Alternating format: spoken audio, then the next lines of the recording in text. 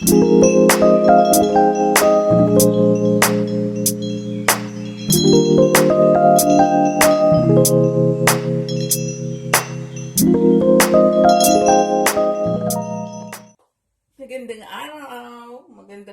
araw po sa lahat po ng aking subscribers. Sa mga hindi pa po nagsusubscribe, magandang araw na rin po sa inyo. So this afternoon, medyo nag-crave ako sa something sweet. No?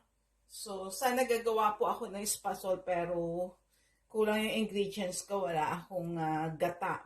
So naisip ko na lang po na gumawa ng carioca. Yan, so sobrang tagal ko na rin pong hindi nakakain yung carioca na yan. So, meron naman po akong ingredients. Then, why not gumawa ng meriendang Filipino uli? Okay?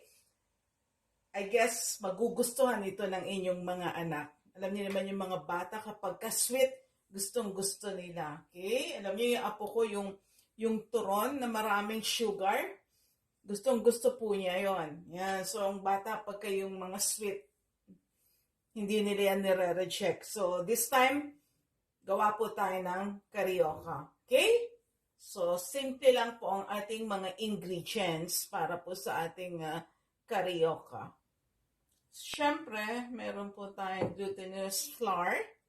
Yan, 3/4 cup po yan. Meron po tayong all-purpose flour, 1/4 cup. Okay? Meron po tayong 1/4 cup brown sugar. And then water. Plus the chopstick. Saan po itong chopstick? Mamaya po sabihin ko sa inyo para saan ang chopstick. So, ako po gumagamit ng all-purpose flour.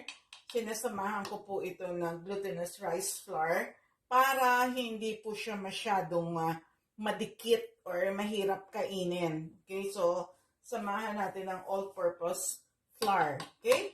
So, kailangan din natin ng mantika para po ma-deep fry natin yung ating carioca na yan. Okay? So, let's start. Napakadali lang po nitong merienda na to. Okay? All you have to do is paghalu-haluin nyo lang po. Except the sugar. Mamaya na po natin gagamitin ang sugar. Okay? So, mix po natin ang ating glutinous flour. And then ang ating all-purpose flour. Yan, okay? Lagyan po natin siya ng water. Make sure paglagay nyo po ng water, konti-konti lang, huwag nyo pong bibiglain. Okay? So, lagyan po natin ng water. Okay.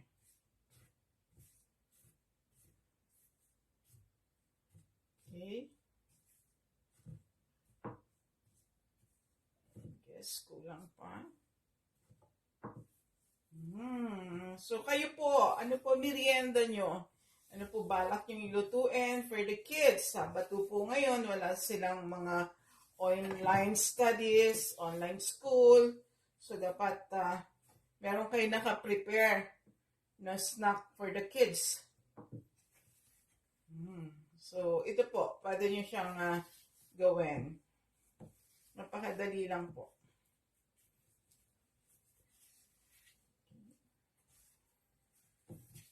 So, imimix lang po natin yan ng mabuti.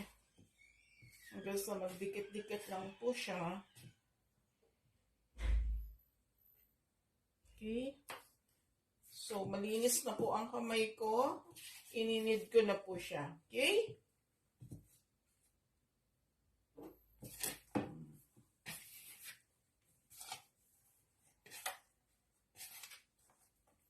Konti lang po itong ginawa ko para lang po sa aking husband, sa akin. Wala naman po kasi yung anak ko at apo ko dito. Yan. So, pag sama na kayo sa palitaw, ito naman po gawin ninyo.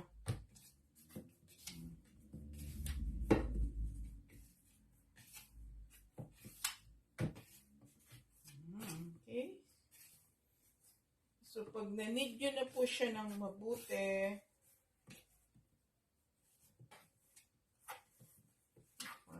2 balls.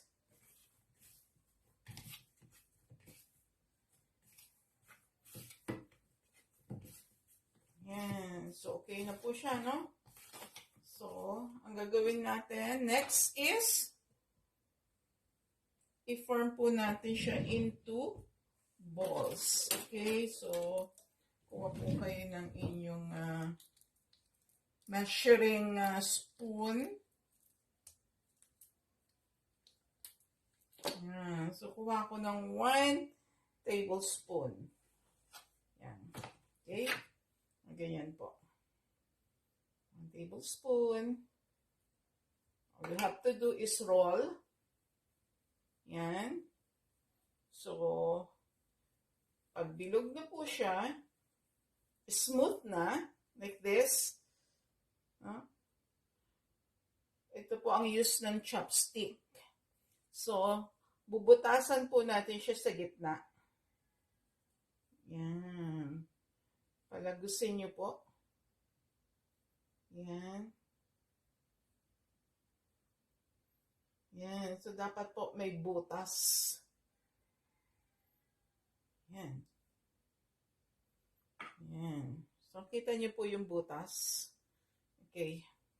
So, ganyan lang po yung gagawin natin. Okay, mga mamshi, na bilog na po natin siya. And then, nabutasan na rin po natin ang ating chopstick. So, kailangan po, lalagyan nyo siya ng butas. Anong purpose ng butas? Para pag pinrito nyo po, hindi siya magtatalsikan, hindi siya puputok. Yan. Para yung init po may lalabasan. So, yun po yung purpose ng butas ng dough ng Carioca. So, tingnan po natin yung ating oil kung mainit na. Yan. So, kumukulo na po. Pwede na natin ilagay ang ating mga dough. Okay? Huwag po dikit-dikit para na-space siya. Okay? Okay. Tayo lang po natin siya mag-light brown. Pag light brown na po yan, sabihin pwede na po. Yan. Bilis naman po siya mag-light brown.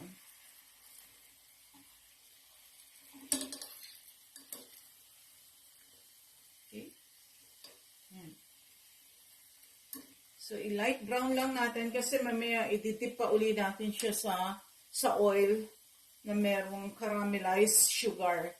So, once na nag-light brown na po siya, done na po yan. Yung nakita nyo medyo paputok na siya. Ibig sabihin po niyan, luto na. So, hanguin po natin siya isa-isa.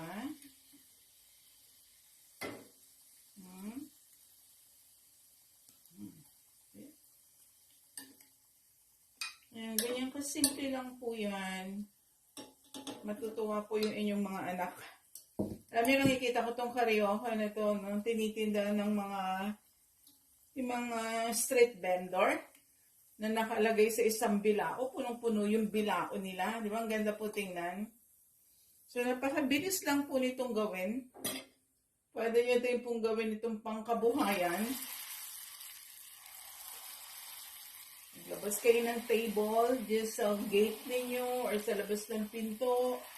Then, ilagay niyo siya for sale, Carioca. Sure, marami pong bibili. Ayan.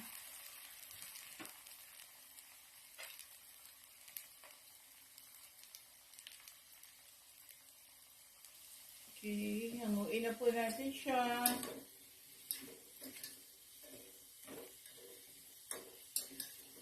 Pag light brown na, again, pwede na pong hanguin. Like this, okay? Yan.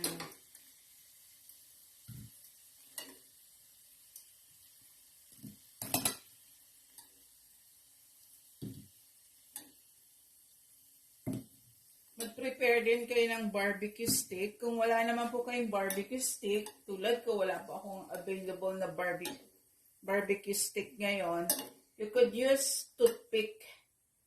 Yan, individual nyo na lang pong ilagay. So now, lalagay na po natin yung ating sugar. So yan na po ito. Okay? So, yung ating brown sugar, ilalagay na po natin sa mantika. Okay? Yung ating pong 1/4 cup brown sugar, lagay lang po natin yan. So, kailangan po natin siyang matunaw muna.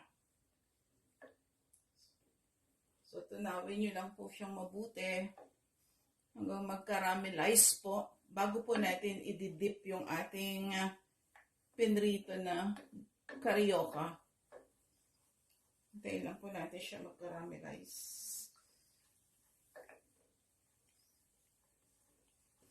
Yan. So, pag nakita nyo pong ganyan na siya, tunaw na po yung sugar, ilagay nyo na po uli yung inyong mga pinrito na carioca.